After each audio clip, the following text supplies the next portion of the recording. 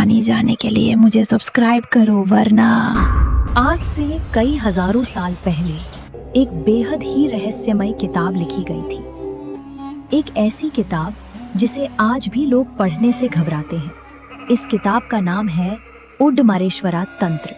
इस किताब के अंदर 36 यक्षिणियों का सीक्रेट लिखा है। लेकिन यह यक्षिणी होती क्या है? यह कोई भूत या प्रेत नहीं होती है और ना ही यह किसी भगवान का रूप होती है। यह तो बस एक औरत की आत्मा होती है, एक बेहद ही खूबसूरत, जादुई और खतरनाक औरत की आत्मा।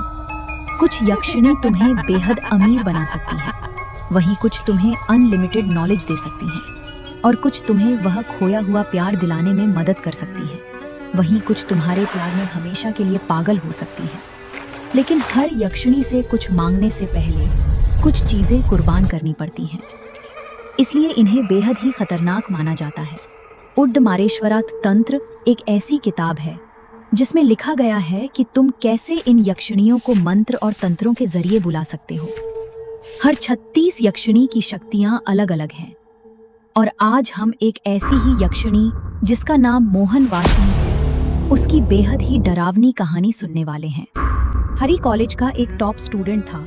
उसने साइंस में पढ़ाई की थी और उसे कहानियां पढ़ने का बहुत शौक था, खासकर भूतिया कहानियां।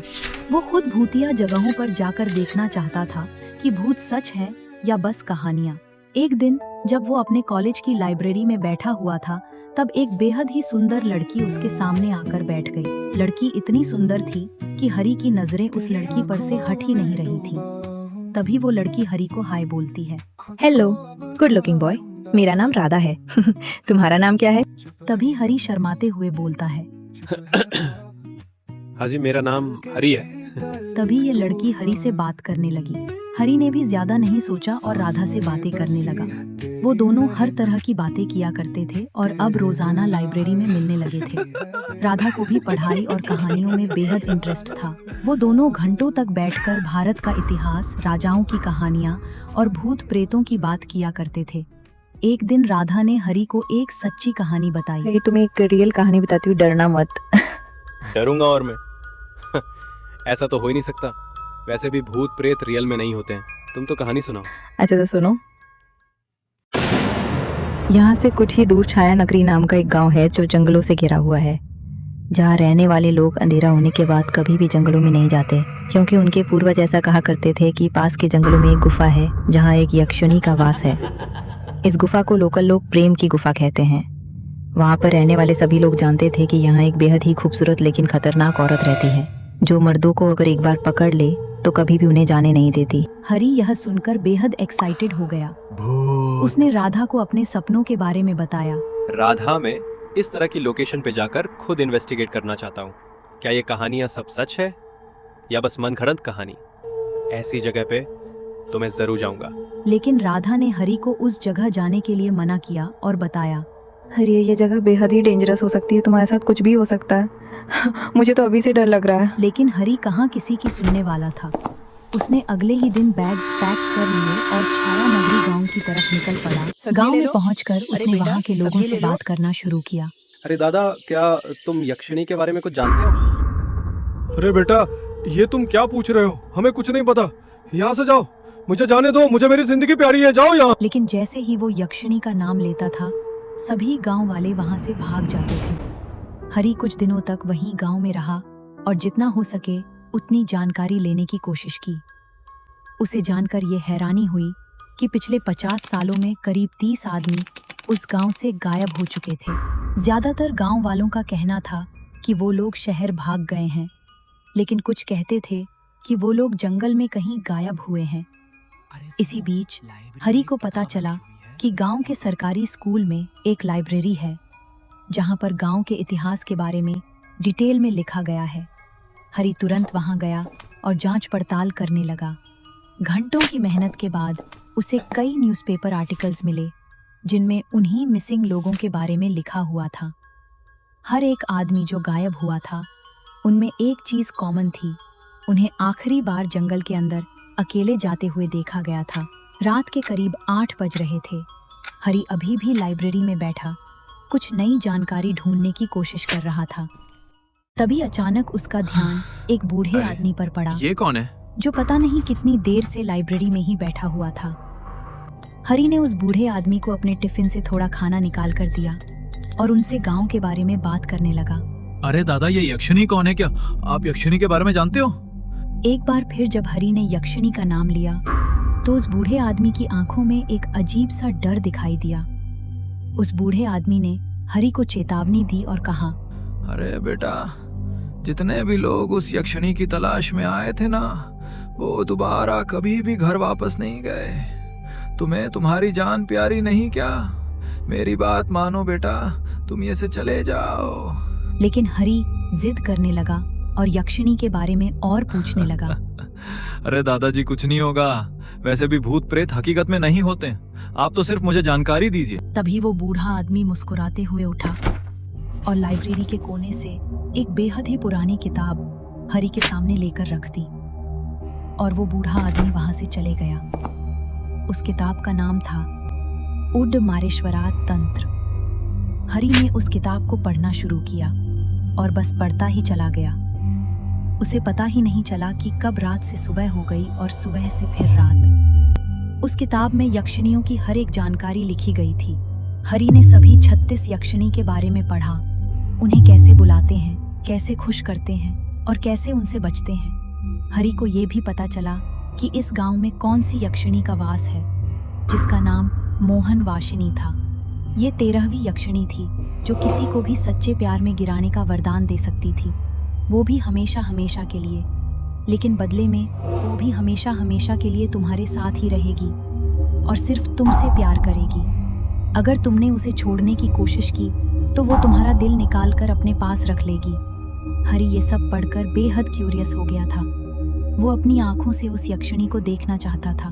उस रात वो चुपचाप उड मारेश्वरात तंत्र की किताब लेकर जंगल में चला गया। एक ऊंची घाटी पर बैठकर उसने किताब में लिखे मंत्रों को पढ़ना शुरू किया। ओम यक्षिणी नमः, ओम यक्षिणी नमः, ओम। अचानक उसे दूर से किसी के गुनगुनाने की आवाज आने लगी।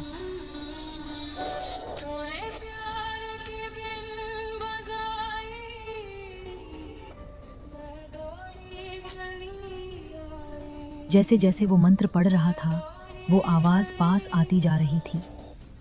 अब आखिर में जब उसने पीछे मुड़कर देखा तो उसके सामने एक बेहद ही खूबसूरत लड़की खड़ी थी। उस लड़की ने लाल साड़ी पहन रखी थी और उसकी आवाज बांसुरी की तरह सुरीली थी। हरी का दिल धड़कने लगा। उसे पहली नजर में ही यक्षिणी से प्यार हो गया। वो सब कुछ भूल गया और कुछ मिनटों तक उस यक्षिणी को देखता रह गया। तभी उस यक्षिणी ने प्यार से कहा, हे नौजवान लड़के, तुमने मुझे बुलाया? थोड़ी हिम्मत करके हरी ने पूछा। क्या तुम मोहन वाशिनी हो? यक्षिणी मुस्कुराई और बोली, हाँ, मैं ही मोहन वाशिनी यक्षिणी हूँ। तुम मुझे बहुत पसंद आए और अब तुम मेरे हो और हमेशा मेरे साथ रहोगे। वो यक्षिणी हरी को देखकर मुस्कुराई और अचानक पूरा जंगल शांत हो गया। जैसे जंगल का हर एक जीव उस मोहन वाशिनी की मुस्कान को महसूस कर रहा हो। मोहन वाशिनी हरी के करीब आई और उसके माथे पर चूमा। हरी वहीं बेहोश हो गया। फिर अगले दिन जब हरी की आंखें खुली तो उसे लगा जैसे उसने कोई बहुत ही बेहतरीन सपना देखा हो। लेकिन जब उसने ध्यान से देखा तो उसे पता चला कि वो एक पत्थर के बने घर में सोया था। बाहर से चिड़ियों की चहचहाने की आवाज आ रही थी और मोहन वाशिनी उसके पास अरे ही वाह। सोई हुई थी। हरी Love you, बेहद जान। खुश हो गया। Love वो you घर too, बहुत ही सुंदर था। मोहन वाशिनी और खाओ उसके ना लिए जी। खाना बनाती थी, उसकी बस, सेवा बस, करती मेरा थी पेट भर गया। और जो वो कहे उसे लाकर देती थी। अब हरी ने इस घर और जंगल से बाहर निकलने के बारे में सोचना ही छोड़ दिया। उसे ना तो अपना मकसद याद था, ना ही बाहर की दुनिया। मोहन वाशिनी सिर्फ हरी के लिए नाचती, गाती और खाना बनाती थी, बिल्कुल एक पत्नी की तरह। हरी को लग रहा था जैसे कि वो स्वर्ग में हो। फिर एक दिन घर के दरवाजे पर खटखटाने की आवाज आई। हरी ने दरवाजा खोला तो सामने वही लाइब्रेरी वाला बूढ़ा आदमी खड़ा था जो उसे उस दिन किताब दे गया था। उसने सिर्फ इतना कहा, अरे ओ बेटा, क्या तुम्हें अपनी माँ याद है? और क्या तुम्हें अपना नाम भी याद है या नहीं? तुम सब भूल चुके हो। मेरी बात मानो, यहाँ से चले जा। इतना कहते ही वो बूढ़ा आदमी गायब हो गया। हरी को ऐसा लगा जैसे कई दिनों बाद उसकी आंखें खुली हों। वो सच में अपनी माँ को याद नहीं कर पा मेरी रहा माँ, था। उसे तो ये तक मेरा याद नाम नहीं क्या था कि है? उसका नाम क्या है और वो यहाँ तक पहुंचा कैसे। और मैं यहाँ कैसे पहुंचा? उसका दिल और दिमाग सिर्फ एक ही बात कह रहे थे, इस घर से बाहर निकल जाओ, तभी सब याद आएगा। लेकिन तभी मोहन वाशिनी ने उसका हाथ पकड़ लिया और कहा, सुनो जी, तुम कहाँ जा रहे हो? तुम इस घर से बाहर नहीं जा सकते हो। तुम सिर्फ मेरे हो और हमेशा के लिए मेरे ही रहोगे। बस यही याद रखना, वरना। लेकिन हरी के अंदर से वो डर अब तक मरा नहीं था। उस रात हरी सोया नहीं। वो इंतजार करता रहा कि मोहन वाशिनी सो जाए। जैसे ही वो गाते गाते सो गई, हरी चुपचाप उठा और दरवाजे से बाहर निकलकर जंगलों में भागने लगा। जैसे जैसे वो उस घर से दूर जाता, उसे सब कुछ याद आने लगा।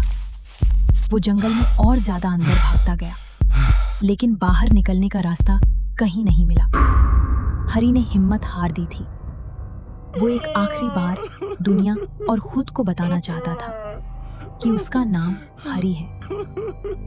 उसने एक पत्थर उठाया और एक पेड़ पर अपना नाम लिखने लगा। तभी वो पेड़ क्रैक हो गया और उसमें से खून निकलने लगा। हरी को यक्षिणी के उसी गाने की गुनगुनाहट सुनाई देने लगी जो उसने उस रात पहली बार सुनी थी। मोहन वाशिनी एक बार फिर हरी के सामने आ गई। उसके चेहरे पर अब भी वही मोहक मुस्कान थी। वो धीरे धीरे हरी के पास आई और बोली, मेरे हरी, तुम कहाँ जा रहे हो? तुम यहाँ से नहीं जा सकते हो। मैं तुमसे बहुत प्यार करती हूँ। मैं तुम्हारे बिना नहीं रह सकती हूँ। तुम मुझे छोड़कर मत जाओ। अब यक्षिणी की आंखों में आंसू थे। वो सच में रो रही थी और हरी से कह रही थी, प्लीज हरी, तुम मुझे छोड़कर मत जाओ। रुक जाओ, रुक जाओ। लेकिन हरी को अब धीरे धीरे सब याद आ रहा था। उसे उड्डमारेश्वरा तंत्र की वो बात याद आई जिसमें लिखा था कि मोहन वाशिनी के वश से बाहर आने के लिए सबसे पहले तुम्हें प्यार का भ्रम तोड़ना होगा। तभी हरी ने जोर से चिल्लाया, चुप हो जाओ, मैं तुमसे प्यार नहीं करता और कभी भी नहीं करता था। अब तुम मेरा पीछा छोड़ दो और कभी मेरे पीछे मत आना, समझी तू? जाओ यहाँ से। इतना सुनते ही मोहन वाशिनी की आवाज अचानक ब्रेक हो गई। वो गुस्से से कांपने लगी।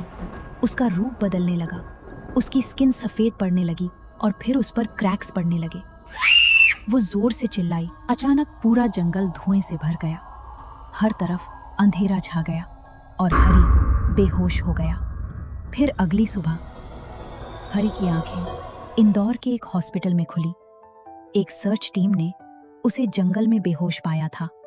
हरी को पता चला कि वह करीब 21 दिनों से लापता था। उसके प्रोफेसर, उसकी माँ और घर वाले सभी वहां थे। हरी को ऐसा लगा जैसे कोई भयानक सपना खत्म हुआ हो। उसके मन में शांति छा गई, ये सोचते हुए कि सब कुछ फाइनली खत्म हो गया है। कुछ महीनों बाद हरी ने फिर से कॉलेज जाना शुरू किया। सब कुछ अब सामान्य लगने लगा था। लेकिन एक दिन जब वह लाइब्रेरी में बैठा था, तभी राधा अचानक उसके पास आई और उससे पूछने लगी, हरी, आखिर तुम इतने महीनों तक कहाँ गायब था? ना ही कॉल किया और ना ही तुमने एसएमएस किया। क्या तुम्हें मेरी याद नहीं आई? मुझे तो तुम्हारी याद बहुत आती थी। हरी ने राधा को पूरी कहानी बताई। अरे राधा, मैं क्या बताऊं? तुमने ठीक कहा था कि मैं वहां नहीं जाऊं, पर मेरी ही गलती है। वो उस गांव में वो यक्षिणी।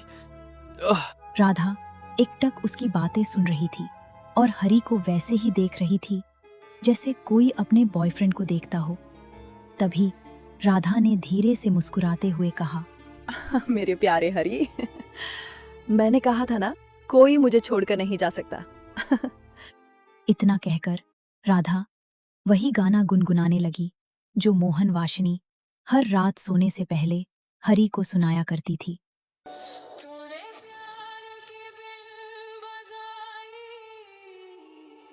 मैं दौड़ी चली आई, मैं दौड़ी चली आई।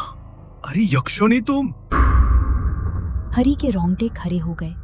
उसका मुंह सूख गया। वह चिल्लाना भी नहीं पा रहा था। उसने समझ लिया कि मोहन वाशिनी से पूरी तरह बच पाना नामुमकिन है।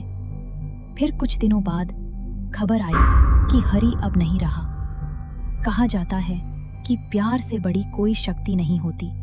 शायद इसीलिए मोहन वाशिनी को इतना शक्तिशाली बताया जाता है। और हाँ, एक बार आपने अगर इस यक्षिणी से प्यार का वादा कर लिया तो वह कभी भी आपको नहीं छोड़ेगी। और हाँ दोस्तों, अगर आप बिल्कुल सिंगल हो तो यक्षिणी से प्यार कर सकते हो। न धोखा देगी, न साथ छोड़ेगी। मतलब ब्रेकअप की टेंशन ही नहीं। अगर कहानी अच्छी लगी तो कमेंट में ज़रूर लिखना आई लव यू। मैं आपको यक्षिणी को बुलाने का मंत्र ज़रूर दूंगा। धन्यवाद।